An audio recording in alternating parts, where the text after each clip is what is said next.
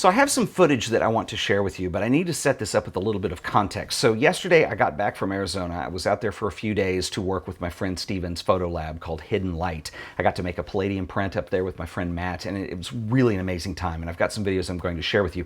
One thing I did not expect is that I would be going to the Grand Canyon, and my friend Rod was up there and he said, get some rest tonight because at 4:30 tomorrow morning we're going to get up and we're going to drive to the Grand Canyon. And if you follow me on Instagram, I did a bunch of Instagram stories on this while we were out there, and by far the most asked question that I got was, Ted, does your jacket really say deeper pixels on it? Of course it does. This jacket was designed for the absolute deepest pixels, and we'll get into that in a minute, but first I want to check out my experience at the Grand Canyon.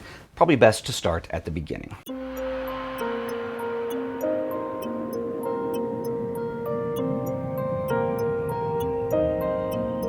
Under the tree.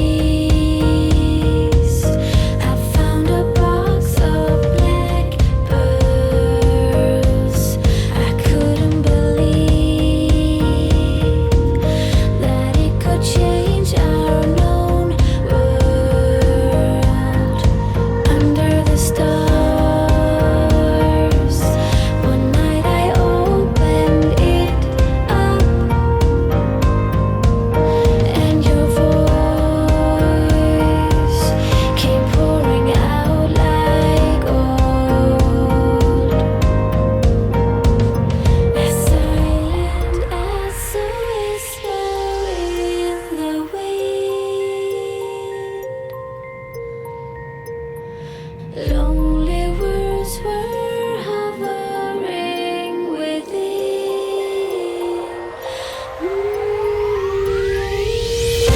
If I ever let the darkness come alive, I swear I won't be turning round. If I ever let the darkness come alive, I swear that I won't turn around.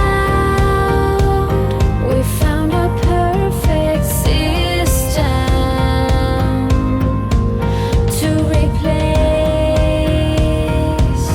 all our worn out sins. But if I ever let the darkness come alive, I swear I won't be turning round. If I ever let the darkness come alive, I swear I won't be turned around. I feel you near, turn around. I feel you near.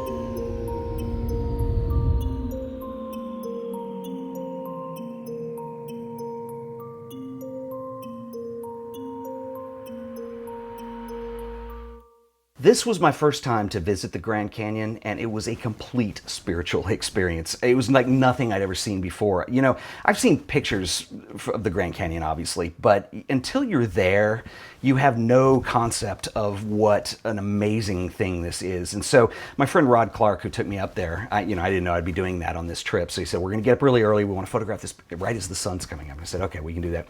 So we get up at 4:30 and we, head out. It's freezing cold, and we finally get there. And we're Rod has been there before, so he knew a couple locations. So we're coming up over this ridge, and we're going to kind of scout where we're going to set up tripods and shoot. And I'm coming up over the thing, and the sun's not up, but there's a little bit of light coming up on the other side, so you can kind of see into the ditch, so to speak. And here's the Grand Canyon, and you look down, and it's dark, and it's black, but there's textures. And in my mind, it was like, that's the photograph I want to get. I don't even want the sun up. This is what, and of course, it wouldn't make a great photograph. You can't capture that dark a mood and have it work on paper or even on screen as well. And we weren't set up yet, but we did set up, and the sun came up. But this thing is it's phenomenal. And, you're looking at this thing, and you're obviously in front of it, and it's such a surreal experience because in my mind, it's like, I'm seeing this, but then you're looking up on this little ridge, and you see these tiny little figures, and you realize those are people. That is huge, and because I've never seen something that's 5 miles across before, where you can see most of it, at this lookout. And it was so amazing. It was phenomenal, and I can't wait to go back, because the problem is when you're doing landscape photography, and as fast as the light is moving, particularly at sunrise, we kind of stuck to one location and then moved a little bit later and did a couple other shots. But you really want to go back multiple times, and so I can't wait to go do that again. I think it would just be fantastic, and it was an amazing, amazing experience. When you do landscape photography, and I didn't know I was going on this trip, which was kind of good because then I didn't overpack, but really for any type of photography, whether that's street or landscape, my ethos, because I've been so bad at it in years past, is that I like to have as little with me as possible and only have what I need. Because if you bring too many lenses and too many extra options, then you spend more time setting things up and not actually photographing. So that was a big deal for me on this, and I did do video, obviously, as well as stills, and because I wanted to share it with you guys. So my video rig, I had my gimbal and my RX100 Mark V on that, and I shot all the video with that. And then I had a separate camera for stills, and I did bring some filters and a tripod because that was kind of essential when you're shooting in low light. But it was pretty basic what I did in terms of filters and all that and my setup. So we went down there, and you guys were talking about my jacket earlier, and actually I mentioned this has actually replaced an entire camera bag for me, which is huge because when you do, especially with landscape photography, usually there's a lot of walking involved to go do it. And so to be able to replace one of my camera bags with something is pretty amazing. And if you guys are interested, my man Brian Abrams makes these, and Brian is a really interesting guy. They're not designed specifically for photography, but they work really well for that. Brian spent about 25 years working for the U.S. military, special ops, designing tactical gear. And he's all on his own right now, and he started a company called Immobilis. And they did a Kickstarter project about a year ago, and they introduced a bag that was really cool and was very successful. And their new thing is this responder outerwear tactical system, which sounds really cool. But basically, there's two pieces to this. It is the jacket, and it's also this hoodie that I had on. And both are amazing. And what's really cool is their pockets everywhere on these things, and literally between the two, I guess you've got 7 pockets going on. The hoodie basically has one big one that goes across your stomach, but the other cool thing about this is it's also very breathable, so you don't suffocate in it. And it also has reinforced shoulder straps, or shoulder pads, and they're not pads, like they don't stick up, but what's really cool about these is when you're wearing a backpack is that you don't feel any rubbing against your shoulders, so you can go quite the distance and not feel the pain, so to speak.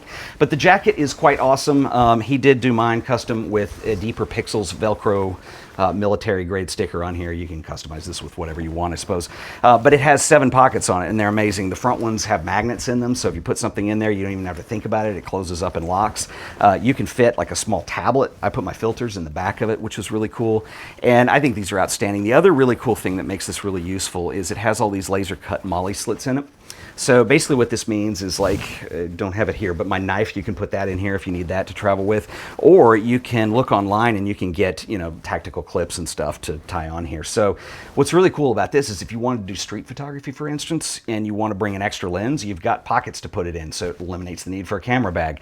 You can put SD cards, you can put all your stuff in here, and it's really quite amazing. There's another shoulder pocket here, so I guess that's another one. So you have 8 pockets total. I will put a link to his Kickstarter campaign. You ought to go check it out. He's got a really cool video on there, and he's a really interesting guy, but I will put that in the show description. And because I was in Arizona, I got to do a lot of really cool things, and I worked a lot with Hidden Light, who are a printing studio there, my friend Steven owns. I got to make some prints while I was there with my friend Matt. I made a platinum palladium print. Actually, it's a pure palladium, but anyway, I'll get into all that. So there will be a lot of videos coming out this week as fast as I can edit them. And then next week, I'm going to be in New York City. People have asked me about a meet and greet kind of thing, and I'll see what we can do. It's going to be a very busy trip, but stay tuned, and I'll let you know one way or the other. You can follow me on social, because I usually talk about those things there too. Until the next video, guys, I will see you all then. Later.